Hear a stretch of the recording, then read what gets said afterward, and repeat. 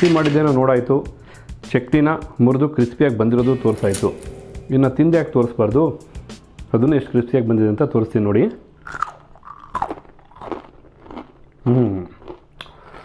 Very good, ತುಂಬ ಚೆನ್ನಾಗಿ ಬಂದಿದೆ, ತುಂಬ ಕ್ರಿಸ್ಪಿಯಾಗಿದೆ. ಅದರಂತೂ ಈಗ ಫ್ರೆಶ್ಶಾಗಿ ಮಾಡಿರೋದ್ರಿಂದ ಟೇಸ್ಟ್ ಮಾತ್ರ ಬಹಳ ಅದ್ಭುತವಾಗಿದೆ. ಹಲೋ ವೀಕ್ಷಕರೇ, ನಮಸ್ಕಾರ. ತಮ್ಮೆಲ್ಲರಿಗೂ ಭಾಗ್ಯ ಟಿವಿಗೆ ಸ್ವಾಗತ, ಸುಸ್ವಾಗತ. ಇವತ್ತು ಈ ಒಂದು ವಿಡಿಯೋದಲ್ಲಿ ನಾವು ನಿಮಗೆ ಸೂಪರಾಗಿ ಚಕ್ಲಿನ ಮಾಡೋದು ಯಾವ ರೀತಿ ಅಂತ ತಿಳಿಸ್ಕೊಡ್ತಾ ಇದ್ದೀವಿ. ಚಕ್ಲಿ ಅಂದರೆ ಯಾರಿಗಿಷ್ಟ ಇಲ್ಲ ಹೇಳಿ, ಚಿಕ್ಕವರಿಂದ ದೊಡ್ಡವರೆಗೂ ಪ್ರತಿಯೊಬ್ಬರು ಕರಮ್ ಅಂತ ಚಕ್ಲಿ ತಿನ್ನಬೇಕು ಅಂತ ಆಸೆ ಪಡ್ತಾರೆ.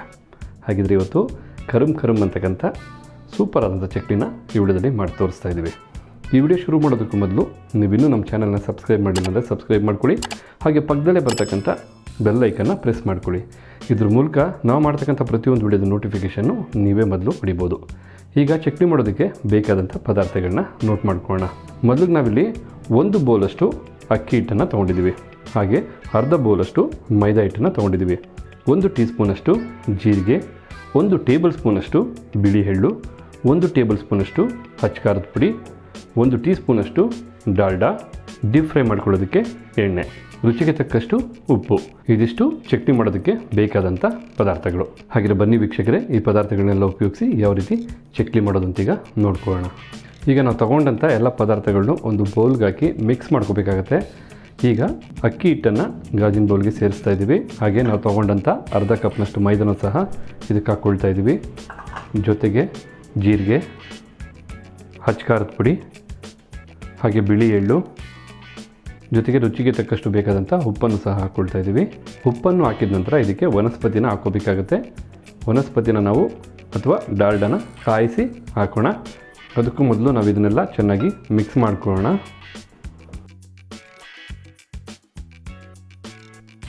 ಈಗ ಇಲ್ಲಿ ನೋಡ್ತಾ ಇದ್ರಲ್ಲ, ಎಲ್ಲ ಚೆನ್ನಾಗಿ ಮಿಕ್ಸ್ ಆಗಿದೆ. ಈಗ ಡಾಲ್ಡಾನ ಕರಗಿಸೋದಕ್ಕೋಸ್ಕರ ನಾವು ಚಿಕ್ಕದೊಂದು ಕಡೆ ಇಟ್ಕೊಂಡಿದ್ದೀವಿ. ಈಗ ಇದಕ್ಕೆ ವನಸ್ಪತಿನ ಹಾಕ್ಕೊಳ್ಳೋಣ. ಜಸ್ಟ್ ಸ್ವಲ್ಪ ಬಿಸಿಯಾರು ಸಾಕು, ಕರಗೋಗುತ್ತೆ. ನೀವು ಬೇಕಿದ್ರೆ ಈ ವನಸ್ಪತಿ ಜಾಗದಲ್ಲಿ ಬೆಣ್ಣೆನೂ ಸಹ ಸೇರಿಸ್ಕೋಬೋದು. ಆದರೆ ವನಸ್ಪತಿ ಹಾಕೋದ್ರಿಂದ ನಿಮಗೆ ಚಕ್ಲಿ ತುಂಬ ಗರಿಗರಿಯಾಗಿ ಬರುತ್ತೆ. ಈಗ ಬಿಸಿಯಾಗಿರ್ತಕ್ಕಂಥ ವನಸ್ಪತಿನ ಈ ಮಿಕ್ಸಿಂಗಲ್ಲಿ ಹಾಕ್ಕೊಳ್ಳೋಣ. ಈಗ ಬಿಸಿ ಇರುತ್ತೆ, ಬಟ್ ನೀವು ಸ್ಪೂನಲ್ಲೇ ಕಲಿಸ್ಕೊಳ್ಳಿ.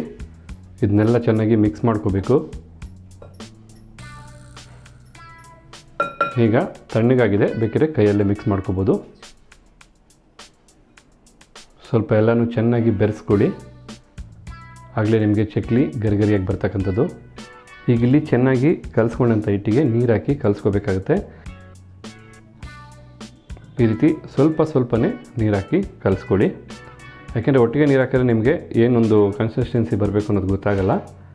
ನೀರು ಹೆಚ್ಚಾದರೆ ನಿಮಗೆ ತೆಳುವಾಗಿಬಿಡುತ್ತೆ. ಚಕ್ಲಿ ಒತ್ತಕ್ಕೇನೋ ಈಸಿಯಾಗಿರುತ್ತೆ, ಆದರೆ ತುಂಬ ಎಣ್ಣೆ ಕುಡಿಯುತ್ತೆ. ಅದೇ ರೀತಿಯಾಗಿ ನೀರು ಕಡಿಮೆ ಆದರೆ ಚಕ್ಲಿ ಒತ್ತೋದಕ್ಕೆ ತುಂಬ ಕಷ್ಟ ಆಗುತ್ತೆ. ಆದ ಕಾರಣ ಸ್ವಲ್ಪನೇ ನೀರು ಬೆರೆಸ್ಕೊಂಡು ಒಂದು ಹದಕ್ಕೆ ನಾವು ಮಿಕ್ಸ್ ಮಾಡ್ಕೋಬೇಕಾಗುತ್ತೆ.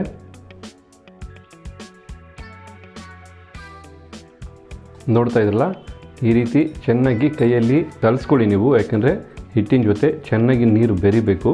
ಈಗ ಇಲ್ಲಿ ನೋಡ್ತಾ ಇದ್ರಲ್ಲ, ನಮಗೆ ಚಕ್ಲಿ ಮಾಡೋದಕ್ಕೆ ಯಾವ ಹದಕ್ಕೆ ಬೇಕೋ ಅದಕ್ಕೆ ಹಿಟ್ಟನ್ನು ಕಲಿಸ್ಕೊಂಡಿದ್ದೀವಿ. ಈ ಹದದವರೆಗೂ ನೀವು ಸಹ ಕಲಿಸ್ಕೊಂಡ್ರೆ ಸಾಕು. ಈಗ ಹಿಟ್ಟನ್ನು ಕಲಸಾದ ನಂತರ ನಾವು ಸ್ಟವ್ ಮೇಲೊಂದು ಬಾಣಲಿ ಇಟ್ಟಿದ್ದೀವಿ. ಸ್ಟವ್ ಹಚ್ಕೊಂಡು ಬಾಣಲಿ ಬಿಸಿಯಾಗಿಬಿಟ್ಟಿದ್ದೀವಿ. ಈಗ ಈ ಬಾಣಲಿಗೆ ಡೀಪ್ ಫ್ರೈ ಮಾಡೋದಕ್ಕೆ ನಾವು ಎಣ್ಣೆನ ಹಾಕ್ಕೋಬೇಕಾಗತ್ತೆ. ದಯವಿಟ್ಟು ನೀವು ಎಣ್ಣೆನ ಲೋ ಫ್ಲೇಮಲ್ಲೇ ಕಾಯಿಸ್ಕೊಳ್ಳಿ. ಯಾವುದೇ ಕಾರಣಕ್ಕೂ ಜಾಸ್ತಿ ಹೆಚ್ಚು ಕಾವಿಟ್ಟು ತುಂಬ ಹೈ ಫ್ಲೇಮಲ್ಲಿ ಎಣ್ಣೆನ ಬಿಸಿ ಮಾಡ್ಕೊಳ್ಳೋಕೆ ಹೋಗ್ಬಿಡಿ. ಈಗ ಎಣ್ಣೆ ಕಾಯ್ತಕ್ಕಂಥ ಸಮಯದಲ್ಲಿ ನಾವು ಚಕ್ಲಿ ಹೊಳ್ಳಿಗೆ ಹಿಟ್ಟನ್ನು ಹಾಕಿ ಚಕ್ಲಿನ ಒತ್ಕೊಳ್ಳೋಣ. ಚಕ್ಲಿ ಹಿಟ್ಟು ಸಹ ರೆಡಿಯಾಗಿದೆ.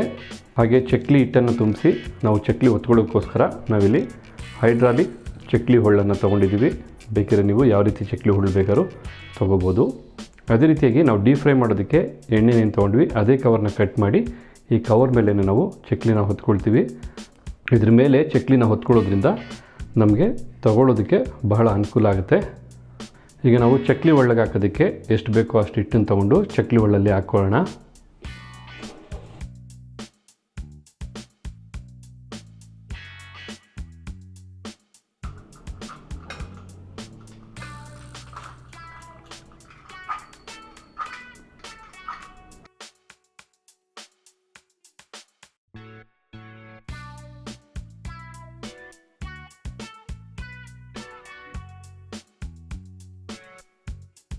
ಈಗ ಇಲ್ಲಿ ನೋಡ್ತಾ ಇದ್ರಲ್ಲ, ನಾವು ಈ ರೀತಿ ನಿಧಾನಕ್ಕೆ ಚಕ್ಲಿನ ಹೊತ್ಕೊಳ್ತಾ ಇದ್ದೀವಿ.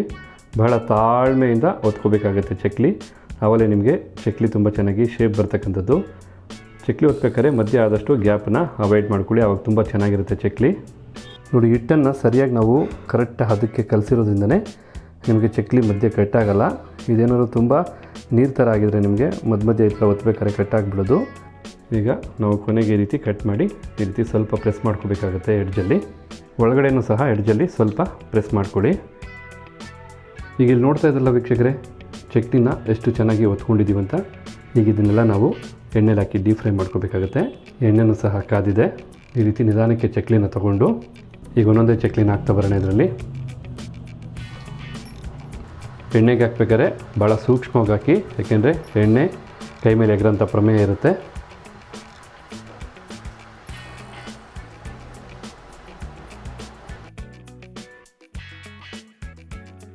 ಇಲ್ಲಿ ನೀವು ನೋಡ್ತಾ ಇದ್ದೀರಾ, ತುಂಬ ನೊರೆ ಬರ್ತಾ ಇದೆ.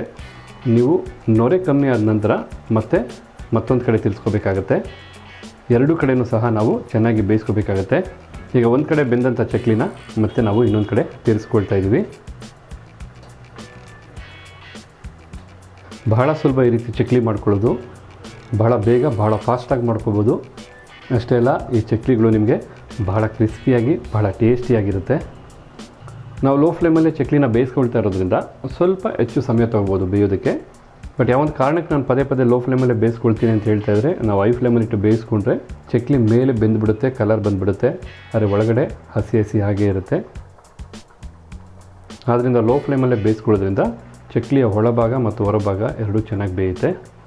ಇಲ್ಲಿ ಆಲ್ಮೋಸ್ಟ್ ನಮಗೆ ಚಕ್ಲಿ ಬೆಂದಾಯಿತು. ನೋಡ್ತಾ ಇದ್ರಲ್ಲ, ನೊರೆ ಕಂಪ್ಲೀಟಾಗಿ ಕಡಿಮೆ ಆಗಿದೆ. ನಿಮಗೆ ಎಣ್ಣೆಯಲ್ಲಿ ಚಕ್ಲಿ ಕಾಣ್ತಾ ಇದೆ. ಈಗ ಇದು ಚಕ್ಲಿ ಕಂಪ್ಲೀಟಾಗಿ ಬೆಂದಿದೆ. ಈ ಸಂದರ್ಭದಲ್ಲಿ ನಾವು ಚಕ್ಲಿನೆಲ್ಲ ಹೊರಗಡೆ ತೊಗೊಳ್ಳೋಣ ಎಣ್ಣೆಯಿಂದ. ತುಂಬ ಒಳ್ಳೆ ಕಲರ್ ಬಂದಿದೆ, ತುಂಬ ಒಳ್ಳೆ ಶೇಪ್ ಬಂದಿದೆ. ಅದೇ ರೀತಿ ತುಂಬ ಒಳ್ಳೆ ಗರಿಗರಿಯಾಗೂ ಸಹ ಖಂಡಿತ ಚಕ್ಲಿ ಬಂದಿರುತ್ತೆ.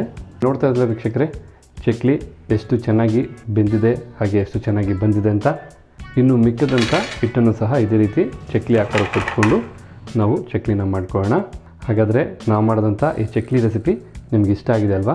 ಇಷ್ಟ ಆಗಿರೋ ಖಂಡಿತ ಈ ವಿಡಿಯೋನ ಲೈಕ್ ಮಾಡಿ, ಜೊತೆಗೆ ಈ ವಿಡಿಯೋನ ನಿಮ್ಮ ವಾಟ್ಸಪ್ ಗ್ರೂಪ್ಗಳಲ್ಲಿ ಶೇರ್ ಮಾಡಿ. ಅಷ್ಟೇ ಅಲ್ಲ, ನಿಮ್ಮ ಅನಿಸಿಕೆ ಅಭಿಪ್ರಾಯನ ದಯವಿಟ್ಟು ಕಮೆಂಟ್ ಬಾಕ್ಸಲ್ಲಿ ಕಮೆಂಟ್ ಮಾಡಿ ಅಂತ ಹೇಳ್ತಾ ಈ ವಿಡಿಯೋನ ಇಲ್ಲಿ ಮುಗಿಸ್ತಾ ಇದ್ದೀವಿ. ಮತ್ತೆ ಹೊಸ ವಿಡಿಯೋ ಜೊತೆ ನಿಮ್ಮ ಮುಂದೆ ಇರ್ತೀವಿ. ಅಲ್ಲಿವರೆಗೂ ನಿಮಗೆ ಧನ್ಯವಾದನ ಅರ್ಪಿಸ್ತಾ ಇದ್ದೀವಿ. ಭಾಗ್ಯ ಮತ್ತು ಗಿರೀಶ್.